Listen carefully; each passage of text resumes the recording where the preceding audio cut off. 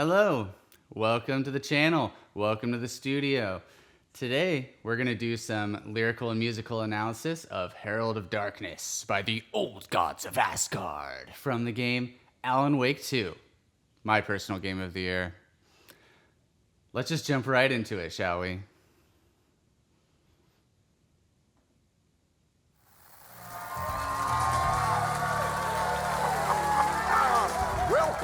Welcome.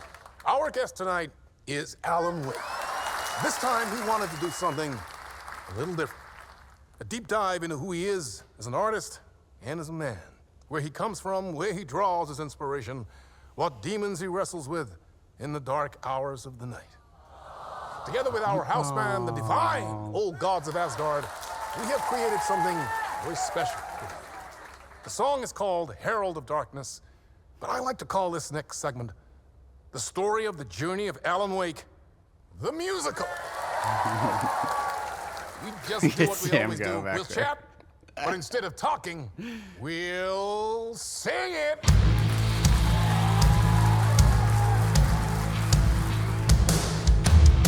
From what I've gathered, you grew up nice and sheltered with mama's pretty stories and your own made-up fury. And mama gave me a magic clicker. Well, yes, I think it's true and fair to say. Come on in and listen, lost words you've been missing. Now the fire you're bearing, the eye of the darkness, your light.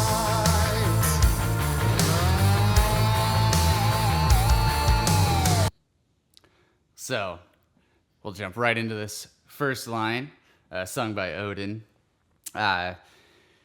Of the fire you're bearing, the eye of the darkness, your light. So I interpret this, his fire is his passion for both writing, escaping the dark place, reuniting with Alice, and his desire to remain a good person throughout all of this, which maybe is controversial, but I think there's plenty of evidence that he does want to remain a good person, but his passion for writing is what causes him to lash out against his writer's block in the first game. He drinks heavily, he gets in fights with Alice. This causes him to storm out, and she gets abducted, taken to the dark place.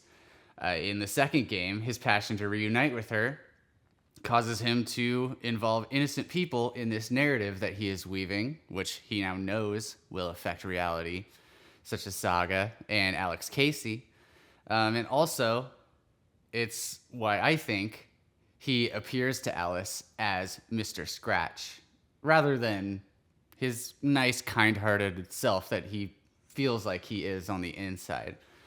Conversely, it's his passion to still remain a good person, to fight for good, in a sense, that causes him to sacrifice himself at the end of Alan Wake 2 and save everyone else. Because as we know, if you finish the game, he does not get out of the dark place.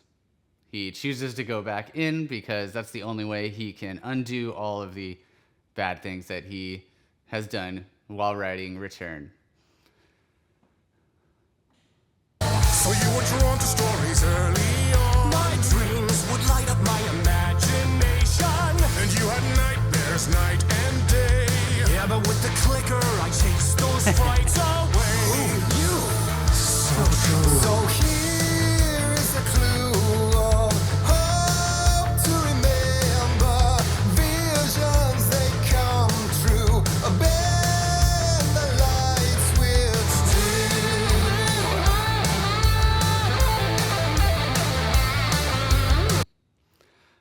This line, I believe, is that's fairly self-explanatory, but it's just outlining that he has these visions in the dark place. He sees them as his inspirations. And when he writes about them, they manifest in reality, but they are under the control of the light switch, which will then make it permanent in reality.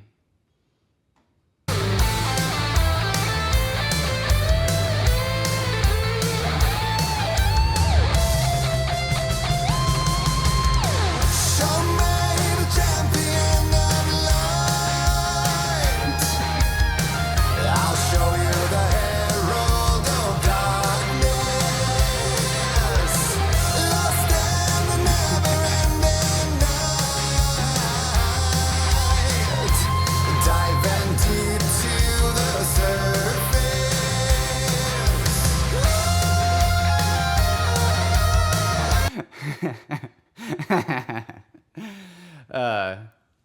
So anyway, this is the only TikTok bait that I can endorse. So the chorus. This is the first illusion that we hear in the game that Alan and Scratch are the same person, which they are in this game, at least. Because, as many have theorized, this version of Scratch behaves very differently from the Scratch in the DLC American Nightmare. In the waking world, Scratch is just Alan when he is fully possessed by the dark presence, and when he is in the dark place, there is literally no difference. We see him writing return, we see him scratching out and making the edits. It is him making all the choices. There is no other Scratch in the dark place. And this is the first time the game actually tells us that. It's also a bigger meaning that if you, like within every person, there is a heroic, or there's an aspect that's heroic and wants to do good, but there's also the darkness within them. And that's just a fundamental truth of nature, of humanity, if you will. So let's continue.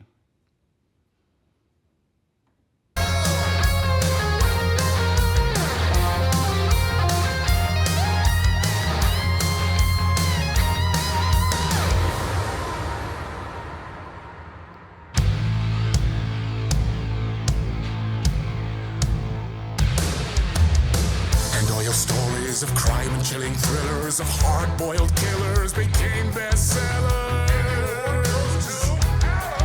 It was all too much, I had to get away.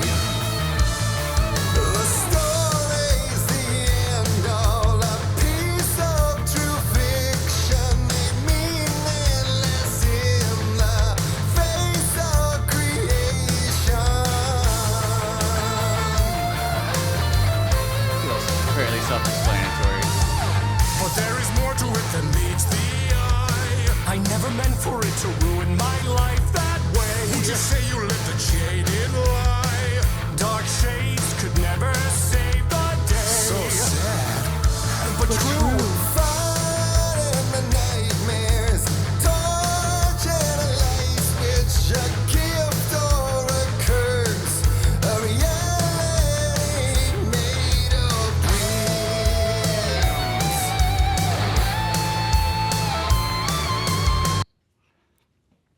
So let's back up to the exchange between Mr. Dorr and Alan. I said, more to this than meets the eye. I never meant for it to ruin my life that way. Would you say you lived a jaded lie? Dark shades could never save the day.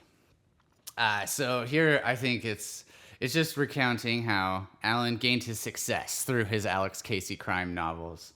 And he won all these awards, became world famous and gained renown.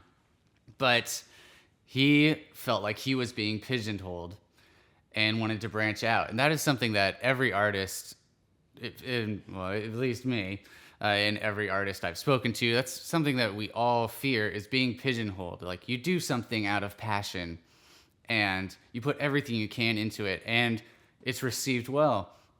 And suddenly it feels like that's what the world expects of you. Maybe that's because through marketing, and now once you're very successful, you have a network of people that rely on you to make their ends meet. But there's this pressure to keep just doing the same thing over and over again. And that's what Alan wants to escape. What he does, he kills off Alex Casey in his novels. He says, I'm going to write something new. But what happens? He has writer's block. He can't write anything new. This causes him lashing out because he's still passionate about writing, like we said earlier, but he cannot. And this leads to the events of the first game, where they decide to go to Bright Falls. Alice wants to take him to Dr. Hartman, and the story goes on from there. But this is also echoed in Alan Wake 2, because he still feels compelled to write in the same style that this manuscript return that he finds, that he wrote, he just doesn't remember. he has to stay within that genre. He's always saying that it has to abide by the rules of the genre in order for this to work, or else the dark presence will take over. And a few characters, namely Ati, makes comments suggesting that is not the case. I think Ati says something like, "Why are you putting these boundaries on yourself?" or something to that effect. And Ati, he knows a lot. We won't go into Ati right now, but he is knowledgeable on seemingly everything that happens in this whole Remedy universe. So it is Alan that is, once again, feels like he's staying in this genre because that's what will bring him success. Maybe he wants to branch out, do something different, but it's, once again, he is forcing himself to stay writing the same kind of things as what he knows will be successful, or what he thinks will be successful. Much like artists who can't escape their pigeonhole. Anyway.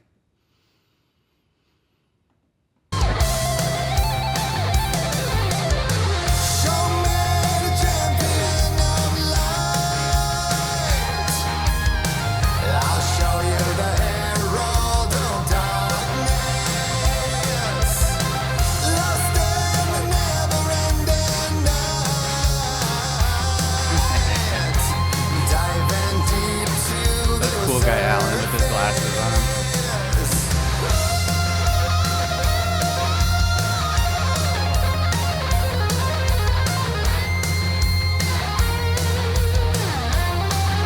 Shred it, Ollie. For Balder. Lightning on the guitar.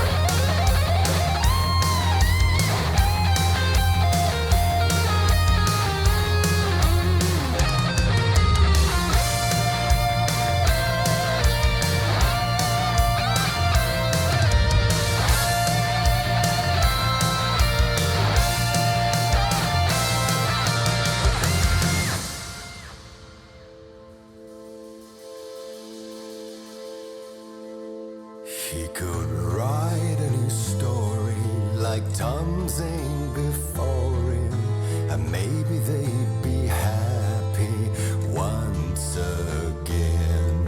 Just one shot, one more chance for him to save their marriage away from the city, a romantic getaway. Oof, don't want to cut off that guitar solo. Just real quick, I want to make a note. It says, he could write a new story like Tom Zane before him. And Alan Wake 2 is the only game where Thomas Zane is referred to as Tom. And I've seen some people speculate maybe Thomas Zane and Tom Zane are two different people, two different entities, whatever you want to call it. And there's evidence for that. He acts completely differently in this game from what we see in the first game with the Bright Presence, and differently from how we see him in the Control AWE DLC, where he's basically just a mirror of Alan. But I think this is affirming that they are the same person. Maybe like the Zane we see in Alan Wake 2, he acts very different and creepy, and suddenly he's a filmmaker, not a poet. That's kind of explained through other dialogues and clues through the game, I think. But I at the core, there's one Thomas Zane.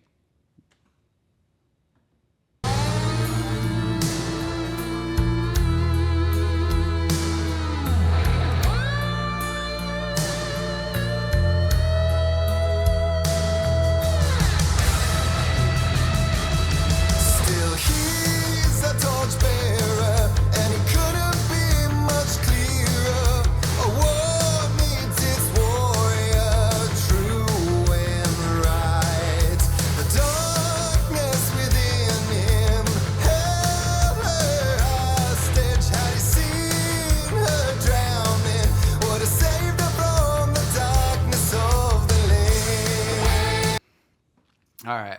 For this section, we're gonna put on our tinfoil hats for a bit because I have an idea about what this is alluding to. It could be fairly obvious, and I think that is definitely a valid explanation.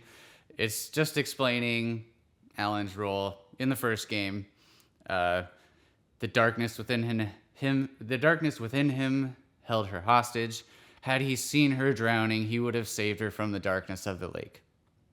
It could just be that Alan was lashing out and she felt trapped in this marriage, and that's why she's desperate to act on it and try and save it by bringing him to Bright Falls to bring him to this therapist, Dr. Hartman. And if he would have seen her drowning, he could have saved her from the lake. That's a valid explanation, I think, but I think it could also be alluding to the events of the second game, where Alan is manifesting to Alice once she is in New York in their apartment and he is in the dark place. He is manifesting to her as Mr. Scratch. She says that she sees a monster wearing my husband's skin, and that's why she goes to the FBC and opens their case file. And it is true, Alan.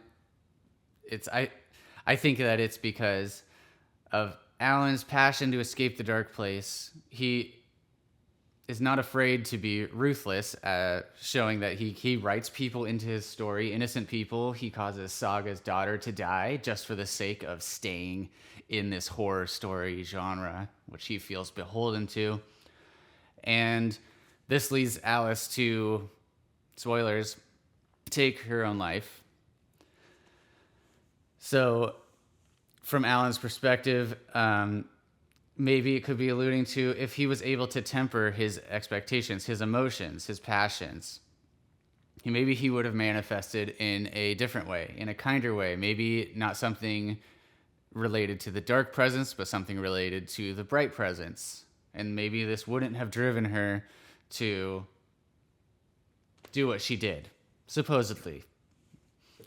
And maybe that's a stretch, but it's an idea I had.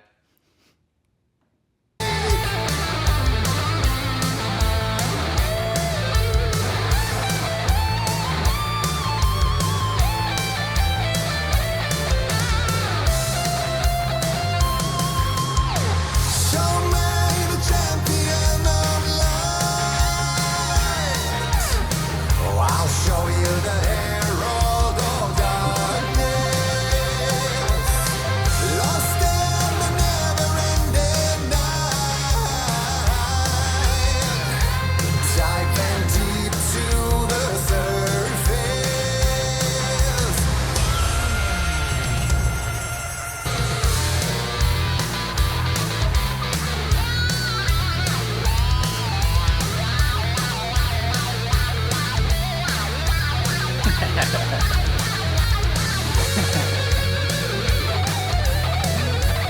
I love that they added all the pointing in the music video.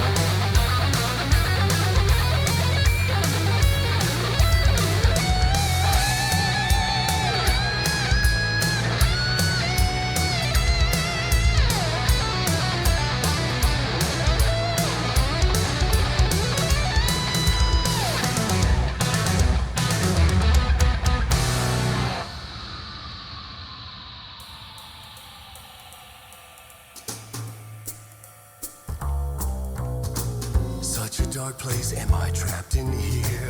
Is this real? I cannot remember. There was a manuscript. We'll back it up. I just want to say one more thing about the chorus. It's on my little bullet note.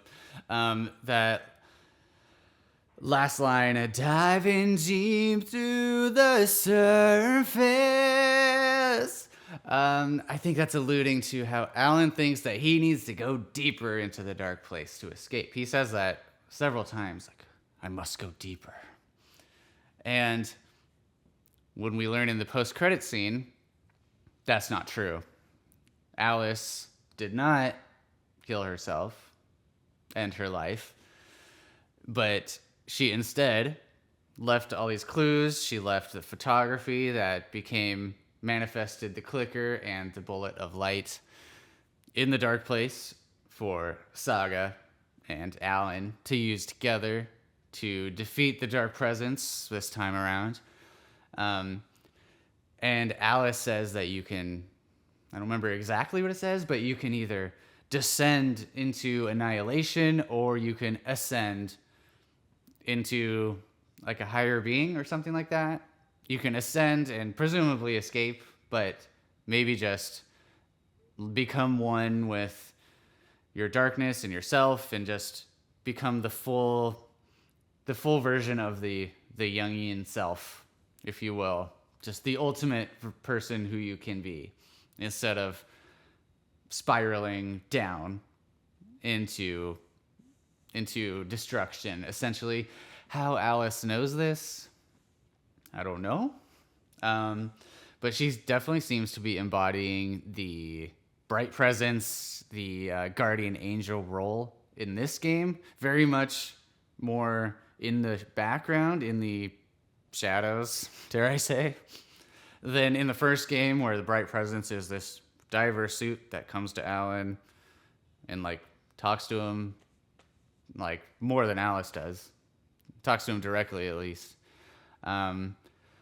So perhaps somehow, what I alluded to, she did not end her life. She went back into the dark place. She jumped into Cauldron Lake in an attempt to save Alan, and perhaps she gained some insight there. And I hope we get more insight in the DLC, or at least the New Game Plus, as to if that's true, as to what's happening here. Why does Alice know you can ascend as well as descend through the spiral?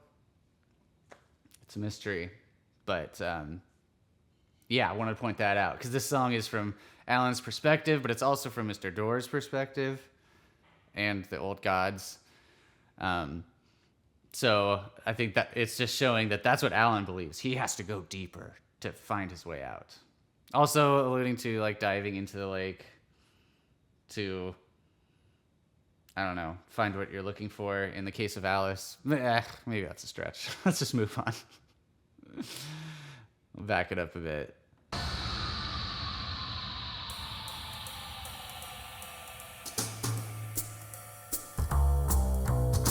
Such a dark place, am I trapped in here? Is this real? I cannot remember. There was a manuscript, it held a key. A vicious cycle I must not surrender to. Echo scenes to seek out again and again, until I figure it out, to bring this song to its end.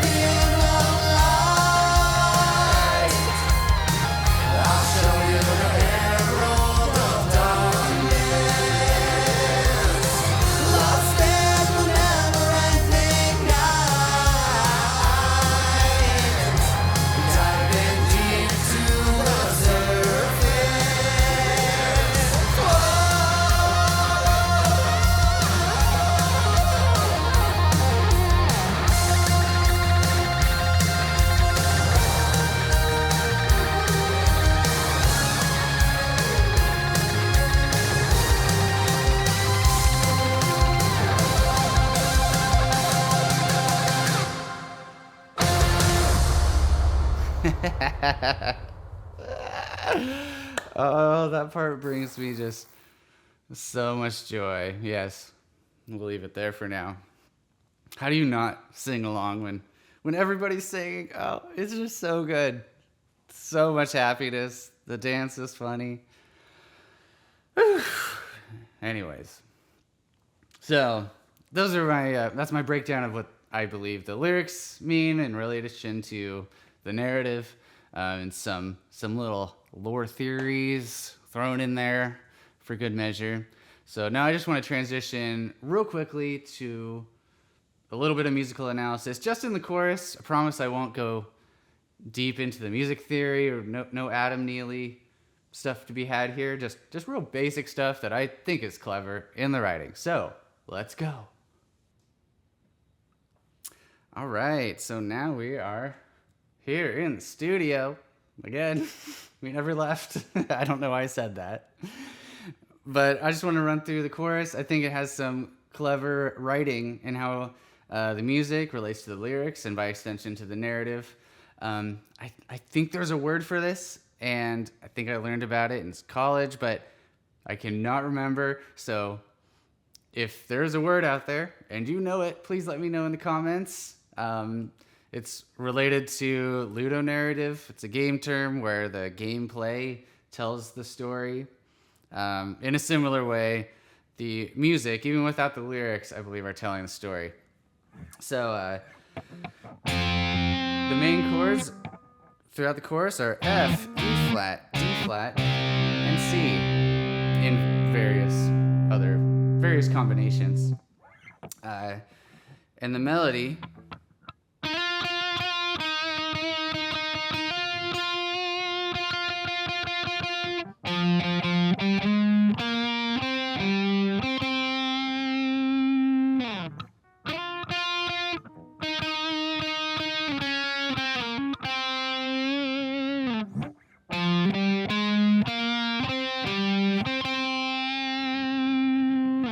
goes like that.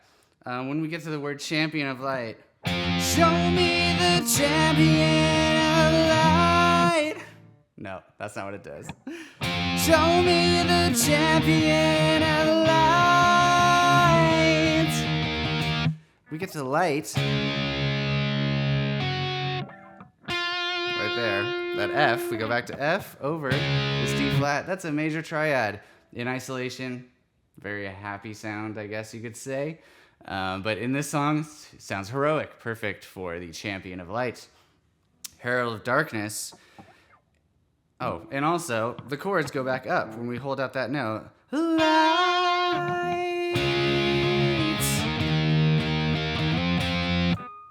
Very heroic feeling also. Awesome sound. The second line. I'll show you the Herald of Darkness. We skip right down to the C. It invokes a minor sound, more ominous sounding, and the melody outlines the F, a bottom of an F minor scale.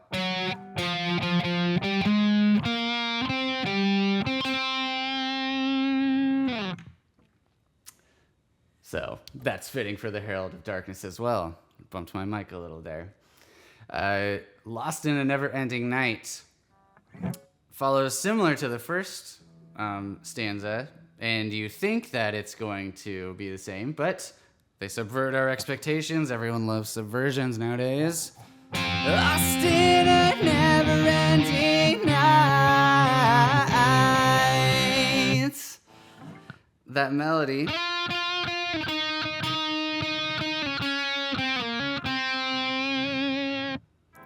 At the end here, when we get to the C, it's called an enclosure. The notes are surrounding the C, entrapping it almost. And in the chords, never-ending night, we have this chromatic step down. Classic ominous metal sound. And why I think that is clever related to the narrative is because this Alan is lost in this never-ending night. He is trapped there. He cannot escape. Just like how this note... There it is. This note is trapped in between the notes surrounding it. This note is never getting out of the dark place. And just like at the end of the game, we see that Alan does escape. He chooses to go back in, though. He has to find his own way out that doesn't involve hurting people in the real world and giving into his darkness. He might need to, accept and deal with his darkness, but he needs to find a way to get out without killing Saga's daughter, essentially, and ruining Alex Casey's psyche. So, anyways. Oh, well, and then the last line is a repeat of the second stanza. Diving deep through the surface.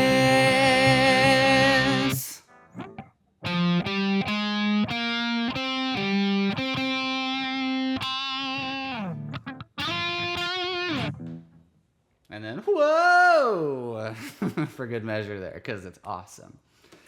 So, anyways, shows more than that in the song, but I just think that chorus is especially clever, and that line, Lost in the Never-Ending Night, is just super spicy, and I wanted to dig into why I felt that way. You could call that, if you want to get into the theory, you could call it maybe a Phrygian sound, or it definitely invokes a flat 2, but we don't have to go into any of that. If you made it this far, thank you so much for watching. If you liked it, like, comment, subscribe. If you dislike it, dislike it. And if you want to hear more of what I can do, check the links in the description. Until next time, I'll see you later.